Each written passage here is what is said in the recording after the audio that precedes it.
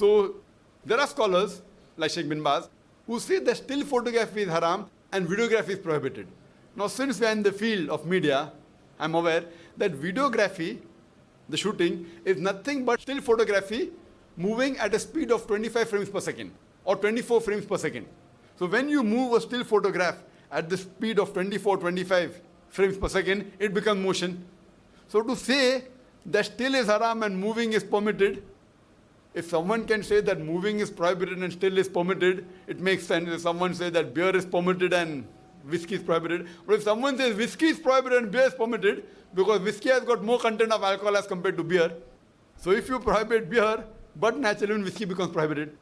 So with this logic, what I say, to permit one thing which is lesser as compared to the thing which is much more higher.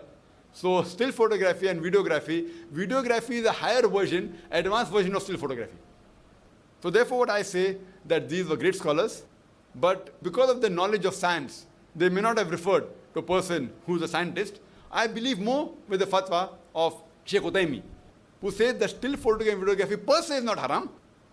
And he says that on certain occasions which is permitted in Islam, it's allowed. Otherwise, normally making blow-ups is haram, or keeping big blow-up size photograph of great personalities that leads to idol worship is haram. So I agree more with scholars like Sheikh Utaymi. So therefore photography per se is not haram, but using photography for haram purposes is haram. Hope that answers the question.